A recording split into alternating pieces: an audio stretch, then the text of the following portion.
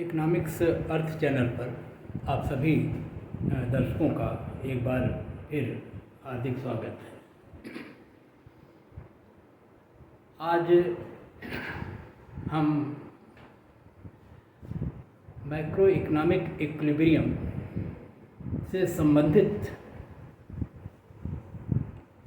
सभी तथ्यों को बहुत संक्षेप में एक बार रिवाइज करने का प्रयास करेंगे।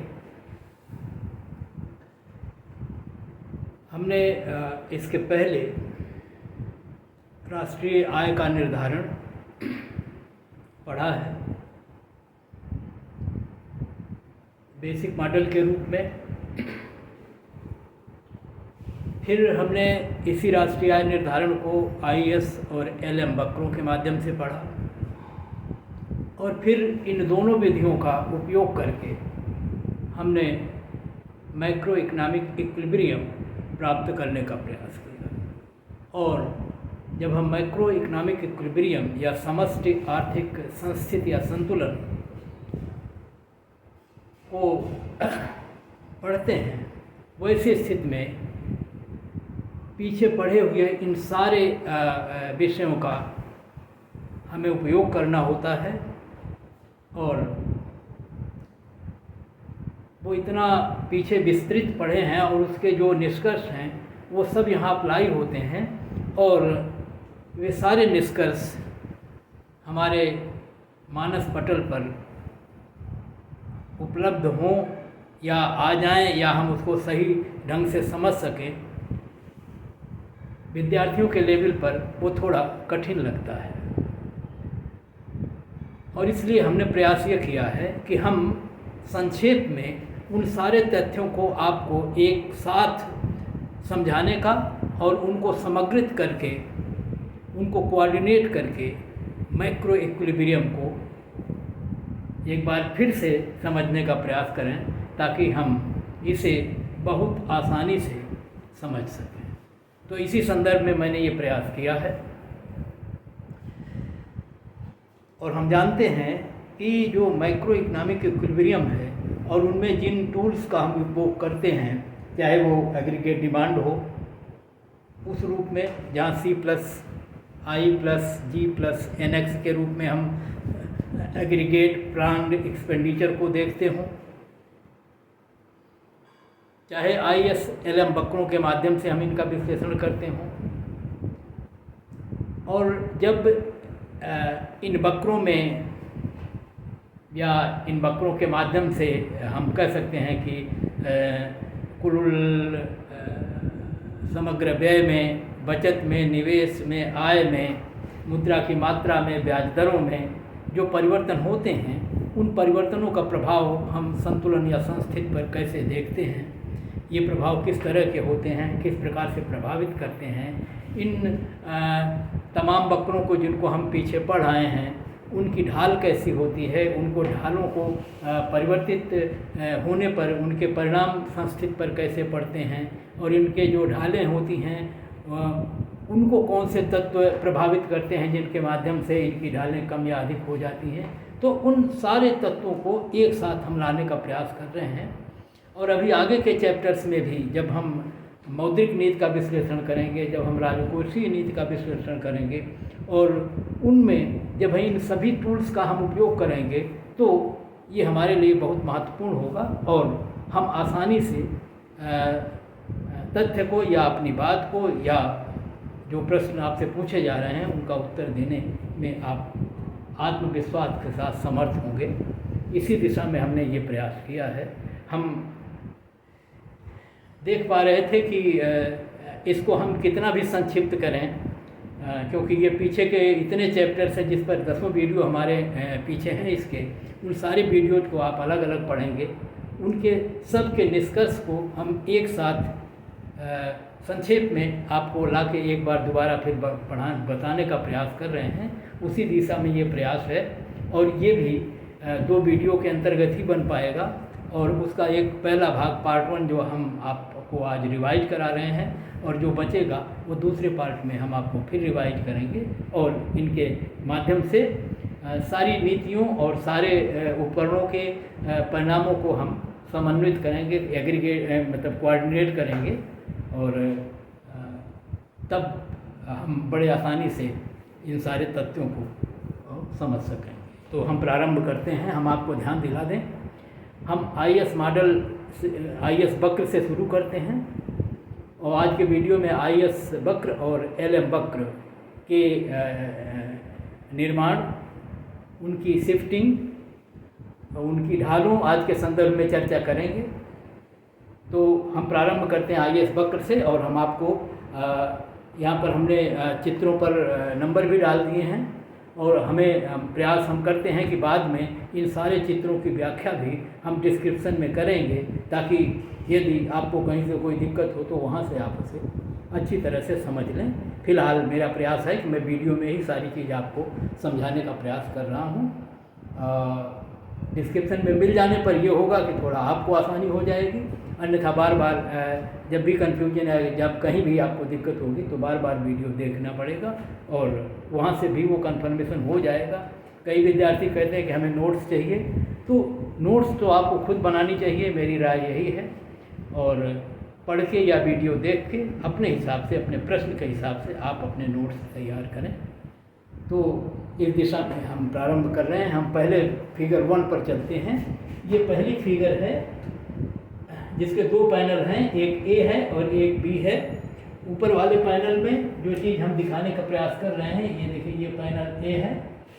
इसमें एक 45 अंश की रेखा होती है। जब हम आय का निर्धारण करते हैं, संतुलन दिखाते हैं, समग्र व्यय और समग्र एक तरह से आय का, तो वैसी स्थिति में ये 45 अंश की रेखा पर संतुलन होता है, ये सब हम लोग जानते हैं। यहाँ आप इस चित्र में देखें कि जो प्रारंभिक संतुलन है वो E1 बिंदु पर है, यहाँ पर, जहाँ पर एग्रीगेट डिमांड जो पहली वाली समग्र मांग में है, और समग्र मांग का मतलब ये एग्रीगेट प्लान एक्सपेंडिचर है, कुल व्यय है, और उस कुल व्यय को यहाँ लिखा हुआ है कि ये निजी उपभोग, निजी निवेश, सरकारी व्यय और NX नेट एक्सपोर्ट या निवल निर्यात के योग हैं, और इस तरह से ये अर्थव्यवस्था के समग्र मांग या समग्र व्यय को प्रदर्शित करते हैं। इस बिंदु पर संतुलन है, और इस संतुलन के स्तर पर इस Y अक्ष पर रियल नेशनल इनकम प्रदर्शित है, और ये आय का निर्धारण जो है इक्विलिब्रियम में Y1 है। अब यहाँ पर हमको ब्याज दरों के परिवर्तन का प्रभाव देखना है राष्ट्रीय आय पर, और इसलिए हम एक उपकरण को, रेट ऑफ इंटरेस्ट को घटा के उसका प्रभाव कुल व्यय पर देखने का प्रयास करेंगे। आप ध्यान रखें कि निवेश और ब्याज दर में विपरीत संबंध होता है। जब ब्याज दरें गिरती हैं तो निवेश बढ़ता है, और निवेश क्योंकि समग्र व्यय का एक महत्वपूर्ण अंग है निजी निवेश, और इस दृष्टि से हम कहेंगे कि यदि ब्याज की दरें गिर जाएं, पहला कदम हमारा ये है कि ब्याज दरों में यदि कमी की जाए तो इसका समग्र मांग पर क्या प्रभाव पड़ेगा, और हम कहेंगे जब ब्याज दरें गिरेंगी तो कुल निवेश बढ़ेगा, और कुल निवेश बढ़ने से समग्र मांग का स्तर बढ़ जाएगा, और समग्र मांग बढ़ने से जो 81 कर्व है ये शिफ्ट होकर ऊपर चला जाएगा 82, और नया संतुलन बिंदु E2 पर होगा, और E2 पर जो आय का स्तर है वो Y2 होगा, E2 पर ये Y2 होगा, ये वक्र 81 से 82 हुआ, और आय का स्तर बढ़ गया। जो निष्कर्ष निकला वो ये कि जब ब्याज की दरें कम होंगी तो आय बढ़ जाएगी, और इस प्रकार से ब्याज दर और आय के संबंध ज्ञात किए जा सकते हैं। तो पहले वाले E1 पर ब्याज की दर है R1, और दूसरे वाले पर ब्याज की दर घट गई है, वो है R2, मतलब R1 is greater than R2। R2 कम है, R1 ज़्यादा है। पहले वाले संतुलन स्तर पर ब्याज की दर R1 है, तब आय है Y1। दूसरे वाले पर घट के ब्याज की दर हो गई R2, तब आय का स्तर बढ़ के हो गया Y2। तो इसका मतलब है E1 पर ब्याज की दर कम है, E2 पर ब्याज की दर ज़्यादा है। इस नाते E1, इसी बिंदु को हम Y को यहाँ ले आए हैं, और आय के इस स्तर पर ब्याज दर है R1, और आय के इस स्तर पर ब्याज दर घट के हो गई है R2। और जब ऐसा हो रहा है तो राष्ट्रीय आय बढ़ रही है, और इन दोनों बिंदुओं को मिलाएं तो हमें इस तरह से वक्र मिलेंगे। ब्याज दरों को घटा या बढ़ाएंगे ब्याज दरों को तो राष्ट्रीय आय घटेगी, घटाएंगे तो बढ़ेगी। तो हमने अपने पूरे विश्लेषण में सदैव राष्ट्रीय आय को या बढ़ाने वाले पक्ष पर ध्यान दिया ताकि आप कंफ्यूज न हो। उसका उल्टा करके हम लिख सकते हैं कि जब ब्याज दरें बढ़ेंगी तो निवेश घटेगा, कुल व्यय बढ़ेगा, घटेगा और आय का स्तर घट जाएगा। और इस प्रकार से ब्याज दरों के विभिन्न स्तरों पर आय के विभिन्न स्तरों को जब हम ज्ञात करेंगे तो जो संबंध मिलेगा वो दोनों के बीच विपरीत होगा। और इसलिए इन बिंदुओं को मिला के जो वक्र बनेगा वो IS वक्र है। और IS वक्र पर, क्योंकि इन दोनों बिंदुओं पर समग्र मांग और समग्र व्यय या आय व्यय बराबर है, और जब आय व्यय बराबर होते हैं तो बचत निवेश भी बराबर होते हैं। और हम लोग पीछे जान चुके हैं कि IS वक्र पर ब्याज दर और आय का वो स्तर है जिस पर बचत और निवेश दोनों बराबर हैं। तो IS वक्र ऊपर से नीचे गिरता हुआ होगा। अब दूसरा हमको ये देखना है कि IS वक्र में शिफ्टिंग कैसे होती है, ये वक्र आगे पीछे सरकता कब है। तो ऐसी स्थिति जानने के लिए हमको उसी ब्याज पर देखना होगा अगर ब्याज दर में परिवर्तन न हो और वैसी स्थिति में आय में परिवर्तन हो तो ये कम होगा या ज़्यादा होगा या किस प्रकार से होगा। तो दूसरी स्थिति में ध्यान रखिए, चित्र वही चित्र है, उसी तरह का है, लेकिन अब की बार ब्याज दर में परिवर्तन नहीं किया गया है बल्कि समग्र व्यय में स्वायत्त व्ययों में परिवर्तन हो रहा है। स्वायत्त व्ययों के परिवर्तन का मतलब है कि ऐसे व्यय जिन पर इन आर या ब्याज दरों के घटने बढ़ने का कोई प्रभाव नहीं है, आय के घटने बढ़ने का कोई प्रभाव नहीं है। अर्थात ये चर जो हैं वो इससे एक्सोजेनस हैं, बाहरी तत्व हैं। और उन बाहरी तत्वों में वो हम एक तरह से अगर जिसको हम कहते हैं ऑटोनोमस एक्सपेंडिचर, वो देखिए उपभोग का एक हिस्सा ऐसा होता है जो आय से अप्रभावित होता है, निवेश का एक हिस्सा ऐसा होता है जो आय से अप्रभावित होता है। तो ये या सरकारी जो व्यय होते हैं वो सरकारी निर्णयों और नीतियों पर निर्भर होते हैं, वो आय से प्रभावित नहीं होते। तो इन सबों में जब परिवर्तन होता है, वृद्धि होती है या कमी होती है, तो इसको हम कहते हैं ऑटोनोमस एक्सपेंडिचर बढ़ गया है। तो यहाँ हम ये कह रहे हैं कि ब्याज दरें पूर्ववत हैं। अगर व्यय बढ़ जाए, मान लीजिए सरकारी व्यय बढ़ जाए, तो ऐसी स्थिति में ये वक्र फिर ऊपर जाएगा, वैसे AD1 से AD2 और आय का स्तर Y1 से Y2 हो जाएगा। लेकिन अब की बार उसी ब्याज की दर पर आय का स्तर बढ़ा है, क्योंकि ये जो आय में वृद्धि हुई है वो ऑटोनोमस इन्वेस्टमेंट या ऑटोनोमस एक्सपेंडिचर बढ़ने के कारण हुई, स्वायत्त व्ययों के बढ़ने के कारण हुई है। अर्थात उसी ब्याज दर पर आय का स्तर बढ़ेगा। अर्थात यहाँ देखिए नीचे डी वाले पैनल में ब्याज दर है और इसी ब्याज दर पर पहले आय का स्तर Y1 है, अब आय का स्तर Y2 है। अर्थात इससे संबंधित बिंदु E1 है, ये कैपिटल ई है, ये स्मॉल ई है। इस संस्थित से संबंधित बिंदु ये है, इस संस्थित से संबंधित बिंदु ये है। ये दोनों बिंदु आय और ब्याज दर के संबंध को प्रदर्शित कर रहे हैं। और ये बिंदु एक विशिष्ट ब्याज दर और एक विशिष्ट आय के स्तर को प्रदर्शित करती है और इससे एक IS वक्र गुजरता है। एक IS वक्र जो है वो आय के एक निश्चित स्तर से संबंधित होता है और आय के दूसरे स्तर और ब्याज दर के दूसरे स्तर से जो संबंधित IS वक्र होता है वो दूसरा होता है। तो दोनों बिंदुओं से दो IS वक्र गुजरेंगे और दो IS वक्र क्योंकि ऊपर से नीचे गिरता है, इस नाते ये दोनों वक्र ऊपर से नीचे गिरेंगे और इन्हीं बिंदुओं से होके जाएंगे।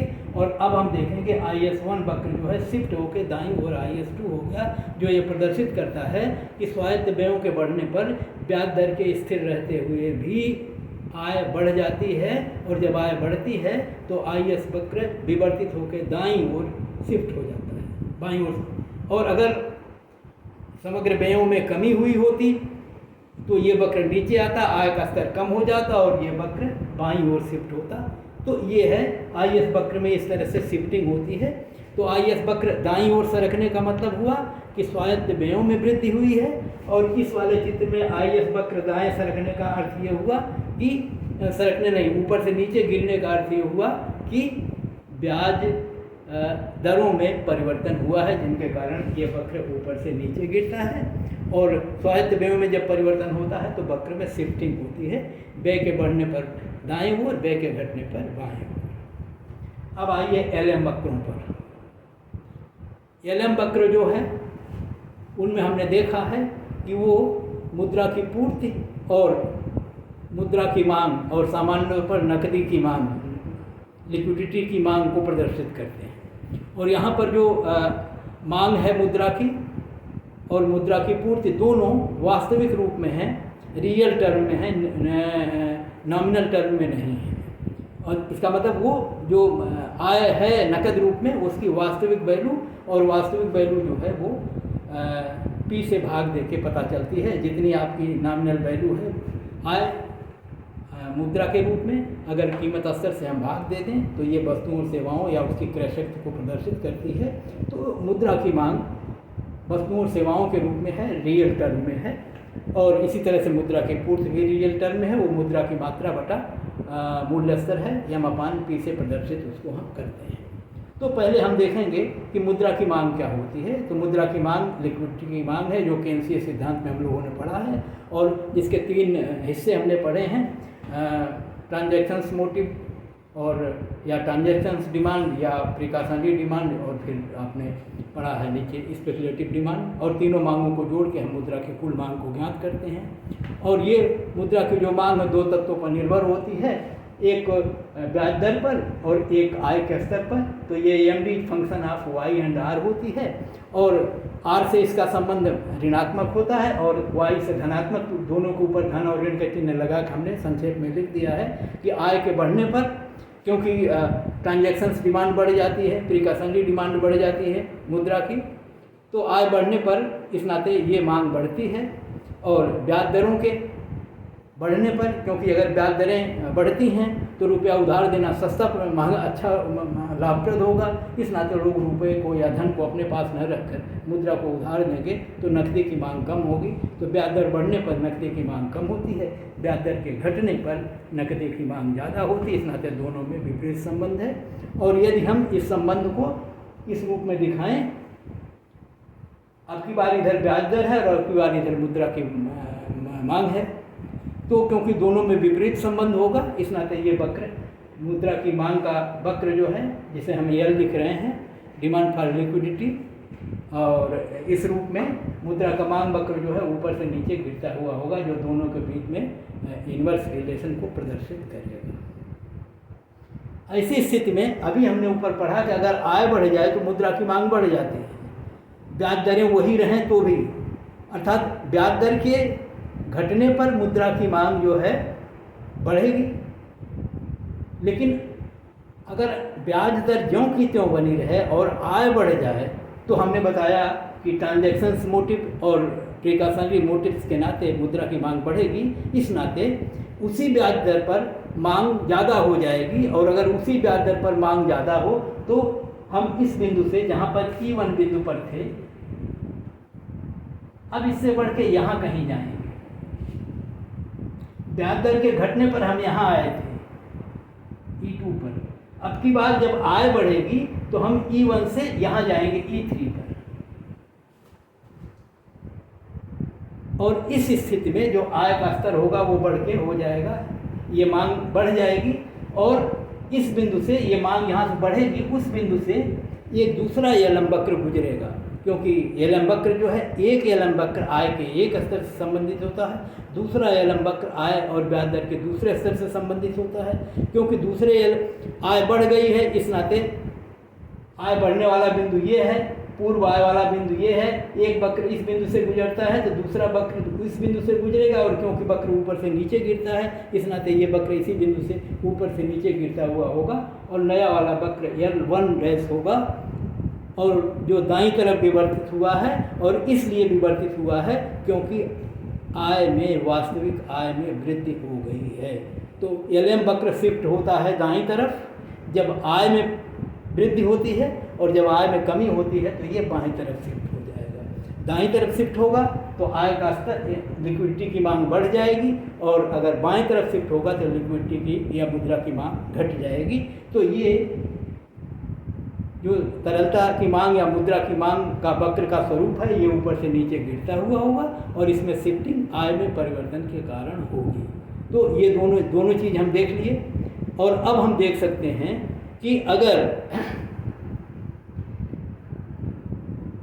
अब संतुलन अगर निर्धारित हो, या अब इसके माध्यम से हम एक तीसरे वक्र, जैसे हमने यहाँ IS वक्र ज्ञात किया था, वैसे अब हम LM वक्र ज्ञात करने का प्रयास करेंगे।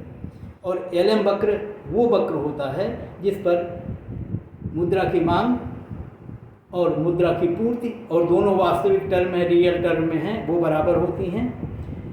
तो इसका मतलब है कि जो लिक्विडिटी की डिमांड या मुद्रा की जो मांग है या वास्तविक शेषों की मांग है और वास्तविक शेषों की जो पूर्ति है वो बराबर हो, और वो बराबर जब करेंगे तो मुद्रा की पूर्ति, क्योंकि ये विश्लेषण अल्पकालिक है, स्थिर रहती है, तो मुद्रा जितनी है उसको P से भाग देंगे तो M/P है, ये वर्टिकल रेखा के रूप में होगी। और LM वक्र यहाँ से हम ले सकते हैं, ये L वक्र वो इस तरह का होगा, पहला वाला वक्र, और संतुलन का बिंदु जो है वो इस बिंदु पर E1 पर। और यदि आय बढ़ती है तो ये वक्र शिफ्ट होके L' का रूप लेगा और इस तरह से ये होगा।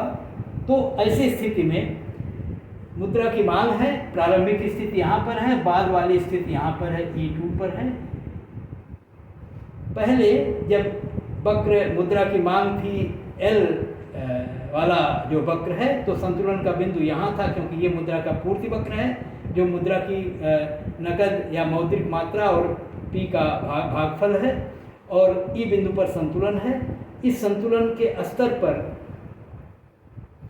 ब्याज दर का एक स्तर है और इस बिंदु पर आय का भी एक स्तर है, अर्थात ये जो L1 वक्र है वो ऊपर हमने देखा है कि L वक्र जो है वो उसके विभिन्न बिंदु पर ब्याज दर और आय का एक निश्चित संयोग है। इसका मतलब है कि इस R1 ब्याज पर एक निश्चित आय का स्तर है, और उसको हमने अगले चित्र में यही दिखाने का प्रयास किया है कि इस ब्याज के दर पर अगर हम मान लें कि आय का स्तर Y1 है तो ये बिंदु दूसरे चित्र में यहाँ आ जाएगा, जिसको हम E1 कह सकते हैं। अब हम कह रहे हैं कि जब आय बढ़ती है तो ये वक्र शिफ्ट होकर ऊपर चला जाता है, और जब शिफ्ट होकर ऊपर चला जाता है तो संतुलन का बिंदु जो है इस बिंदु पर जाता है जहाँ ब्याज की दरें बढ़ जाती हैं। इसका मतलब है अब आय बढ़ी है तो ब्याज दर भी बढ़ी है, तो ये R1 जो था ये बढ़ के R2 हो गया, और हम E बिंदु से E2 बिंदु पर चले गए, और जिस पर आय का स्तर बढ़ गया है तो बढ़े हुए आय के स्तर पर ब्याज दरें बढ़ जाएंगी। और इन दोनों संतुलन बिंदुओं को यदि हम मिलाएंगे तो हमें इस तरह से एक वक्र मिलेगा। हमने केवल 2 ही बिंदु लिए हैं। इसी तरह से आय को घटा बढ़ा के और ब्याज दरों और आय के विभिन्न स्तरों पर संतुलन ज्ञात किए जा सकते हैं। उन सारे बिंदुओं को जब हम मिलाएंगे तो इस प्रकार से एक वक्र बनेगा जिनको हम LM वक्र कहते हैं। इस LM वक्र पर संतुलन है, और वो संतुलन मुद्रा की मात्रा और मुद्रा की मांग के बीच है, और ये वक्र जो है ब्याज दर और आय के स्तर के विभिन्न संयोगों को प्रदर्शित करता है, और ये वक्र नीचे से ऊपर उठता हुआ होता है, जो ये प्रदर्शित करता है कि जैसे जैसे ब्याज की दरें बढ़ती हैं आय का स्तर बढ़ता है, ब्याज दरों के गिरने पर आय का स्तर गिरता है। तो ये LM वक्र प्रदर्शित करते हैं। अब एक और सवाल उठता है कि LM वक्र में शिफ्टिंग कैसे होती, विवर्तन कैसे होता, अर्थात अगर ब्याज की दरें पूर्ववत रहें तो क्या LM वक्र शिफ्ट हो जाएगा किन्हीं कारणों से, और उस स्थिति को हम इस नीचे वाले चित्र में प्रदर्शित करने का प्रयास करते हैं। और यहाँ पर हम मुद्रा की पूर्ति में परिवर्तन कर रहे हैं, क्योंकि ये मुद्रा बाजार से संबंधित है, और मुद्रा बाजार में जो परिवर्तन होता है मुख्यतः 2 चरों के माध्यम से होता है, ब्याज दरों के माध्यम से और मुद्रा की मात्रा के माध्यम से। क्योंकि ब्याज दरों के परिवर्तन को हम ऊपर दिखा चुके हैं, और वो परिवर्तन ये व्याख्या करता है कि मुद्रा का मांग वक्र ऊपर से नीचे क्यों गिरता है। और अब की बार हमको करना है कि मुद्रा के इस मांग वक्र में शिफ्टिंग कैसे होती है LM वक्र में, तो वैसे स्थिति में हम मुद्रा के मांग या पूर्ति में से किसी एक को परिवर्तित करके इस प्रभाव को देखेंगे। तो यहाँ पर हम मुद्रा की पूर्ति को परिवर्तित कर रहे हैं। तो ये प्रारंभिक स्थिति है। इस नीचे वाले फिगर जो है 5वां फिगर है, इसमें 2 पैनल है A और B। तो ये A है इधर का, ये उसी का B हिस्सा है। ये चौथी में A भाग इधर है, B भाग इधर है, और इस पर ये निर्भर है, इसी के आधार पर बना है। यहाँ पर हम ये देख रहे हैं कि प्रारंभिक स्थिति E1 पर है। इसी स्थिति को अगर आप देखें तो ये L वक्र है, ये M/P वक्र मुद्रा का पथ, और यहाँ पे संतुलन है और ब्याज दर R1 है। अब अगर मुद्रा की मात्रा बढ़ा दी जाए तो मुद्रा की मात्रा बढ़ने पर वक्र आगे शिफ्ट हो जाएगा, और ये M है और ये देखिए M1 है, और M1 M से बड़ा है। जब हम कह रहे हैं कि मुद्रा की मात्रा हम बढ़ा रहे हैं तो मुद्रा की मात्रा इस बिंदु से आगे बढ़ेगी, तो ये बिंदु जो था हमारा यहीं से आगे बढ़ेगी, और अब ये वक्र हमारा मुद्रा के पूर्ति का वक्र, रियल मनी बैलेंसेज की जो सप्लाई है उसका वक्र M/P से बढ़ के M1/P होगा, और इस तरह से होगा। और मांग वक्र यथावत है, और इस बिंदु पर अब संतुलन होगा E2 पर, और जहाँ पर अब ब्याज की दर गिर गई है। ब्याज की दरें गिरी हुई हैं यहाँ पर, और इस प्रकार से जो इस बिंदु से इस बिंदु पर इसको कटाया तो ये दो बिंदु हमको मिले हैं। एक ये बिंदु है जिस पर ब्याज की दर R1 है और आय का स्तर Y1 है। कहीं से ले सकते हैं इसको, हम Y1 Y2 ऐसे करेंगे। तो इस रूप में इस पर मुद्रा की मात्रा है, तो R1 है और यहाँ पे संतुलन है, यहाँ पे मुद्रा की मांग और मुद्रा की पूर्ति बराबर है।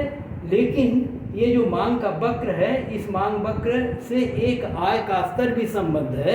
इसका मतलब है वो कौन सा आय का स्तर है, हम कह रहे हैं वो आय का स्तर अगर Y1 हो तो हम कहते हैं कि जब E1 बिंदु पर संस्थिति है और जब ब्याज दर R1 है तो आय का एक स्तर भी इसी बिंदु से अटैच्ड है। वो अगर Y1 हो तो हम आय के स्तर को अगर यहाँ दिखाएं, इनकम को दिखे लिखा हुआ है, यहाँ से इधर इनकम है, इस वाले वक्र में मुद्रा की पूर्ति है, तो आय Y1 है और ब्याज दर R1 है, और इससे संबंधित जो बिंदु है वो है E1। ये R1 ब्याज है, यहाँ हमने लिखा इसलिए नहीं था क्योंकि यहाँ लिखा हुआ है, ये वही ब्याज दर है। तो इस तरह से ये जो R1 ब्याज दर है वो उस पर आय का जो स्तर है वो Y1 है। लेकिन जब मुद्रा की पूर्ति बढ़ जाती है तो जो दूसरा संतुलन का बिंदु हमको मुद्रा की मांग और मुद्रा की पूर्ति के मिलता है वो E2 है, और E2 पर ब्याज दर घट जाती है। तो जब ब्याज दर घटती है तो इस घटी हुई ब्याज दर पर जो है अब की बार इस बिंदु पर जो LM वक्र गुजरेगा, इस बिंदु से एक दूसरा LM वक्र गुजरेगा, और इसलिए अगर LM वक्र क्योंकि नीचे से ऊपर उठता हुआ होगा तो E1 बिंदु पर अगर ये वक्र LM1 है तो E2 बिंदु से जो वक्र गुजरेगा वो भी नीचे से ऊपर उठता हुआ E2 बिंदु से गुजरता हुआ होगा। इस नाते दूसरा वाला वक्र E2 होगा जो E2 से गुजरता होगा, जिसको हमने LM2 नाम दिया है। पहले वाला LM1 है जब ब्याज दर R1 थी, जब मुद्रा की मात्रा बढ़ गई और मुद्रा की मात्रा बढ़ने के कारण ब्याज दरें गिर गईं, तो इस गिरी हुई ब्याज दर पर जो आय का स्तर है वो E2 होगा, अर्थात उसी आय के स्तर पर पहले ब्याज दर थी R1 यहाँ से लेके यहाँ तक, और अब हो गई ब्याज दर घट गई है, R2 हो गई है, और एक वक्र इस बिंदु से गुजरेगा, एक वक्र इस बिंदु से गुजरेगा, और दोनों वक्र इस प्रकार से प्रदर्शित होंगे। और इस प्रकार से हम पाएंगे कि LM वक्र में शिफ्टिंग दाईं तरफ हुई है, और ये दाईं तरफ शिफ्टिंग इसलिए हुई है क्योंकि मुद्रा की मात्रा में वृद्धि हुई है।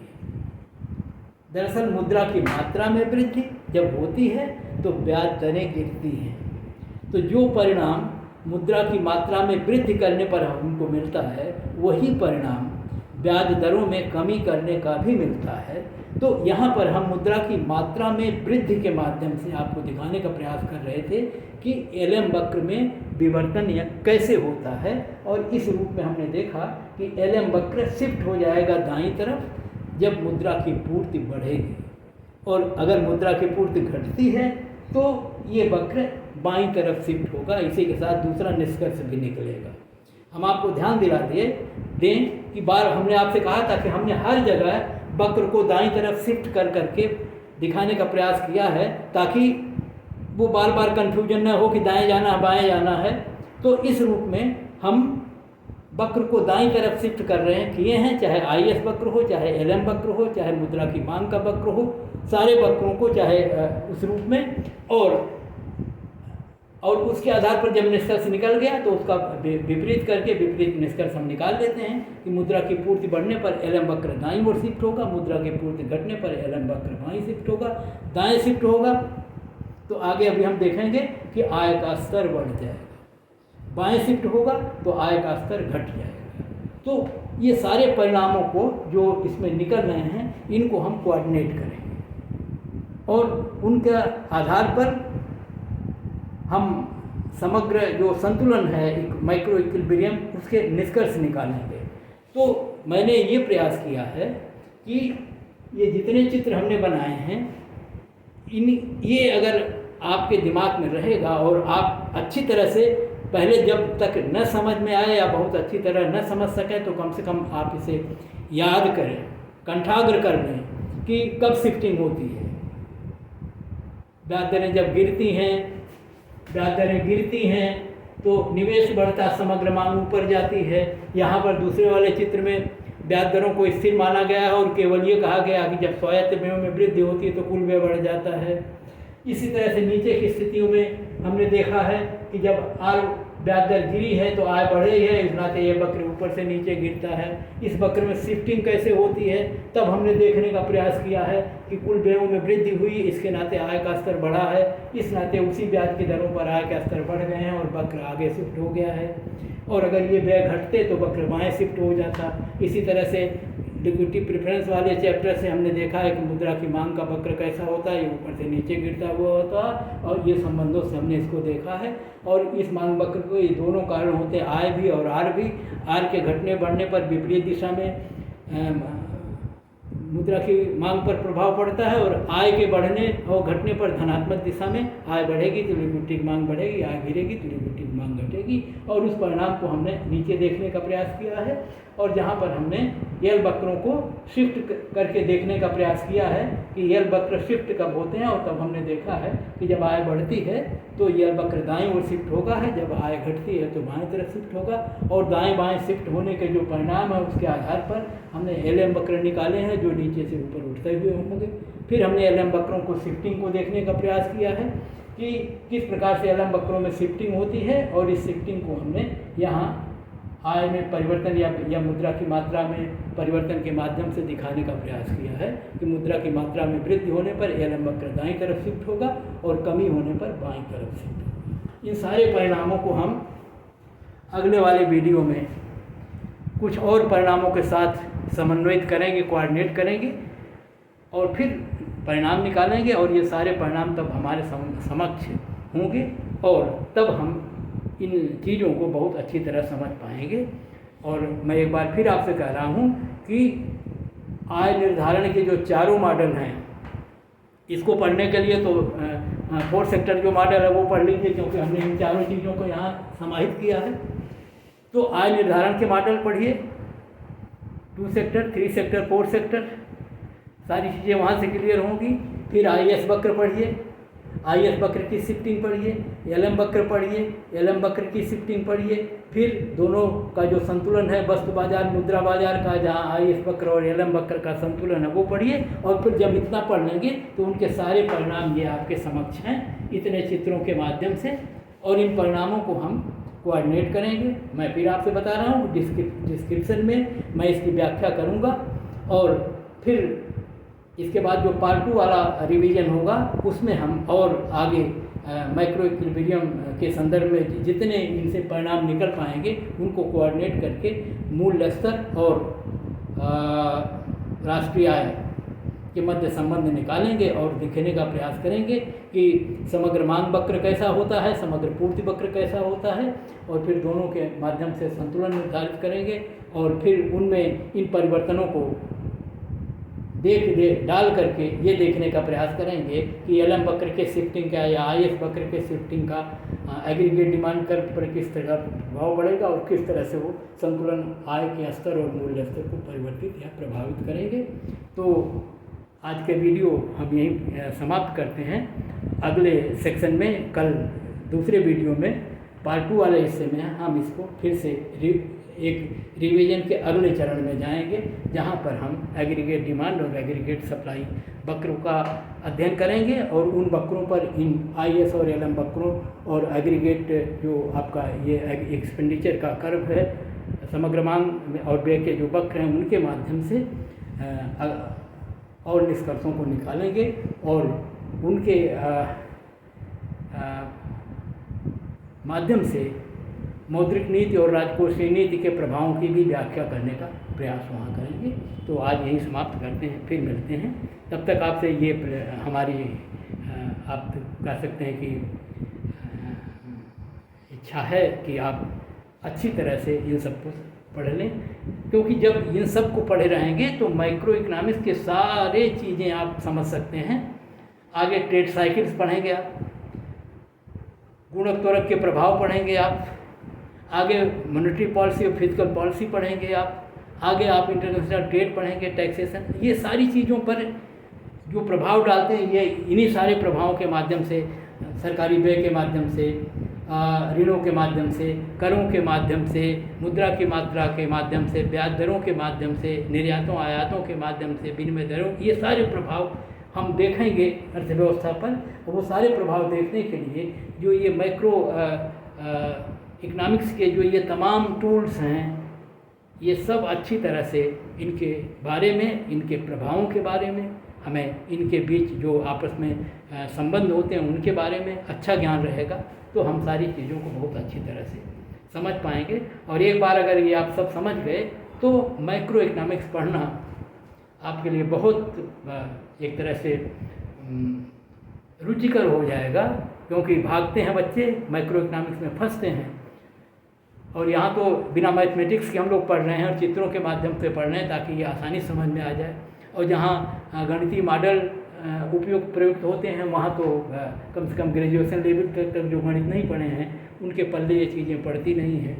तो अभी तो हम ये प्रयास कर रहे हैं कि हम इसको सरलतम रूप में समझ लें, और जो आगे गणित के विद्यार्थी हैं जो मैथमेटिकल इकोनॉमिक्स और इकोनॉमेट्रिक्स पढ़ते हैं उस मॉडल को और गणितीय रूप में पढ़ेंगे और उसके निष्कर्ष निकालेंगे। तो आज का वीडियो यहीं समाप्त करते हैं, समस्त शुभकामनाओं के साथ फिर मिलते हैं आपसे। धन्यवाद।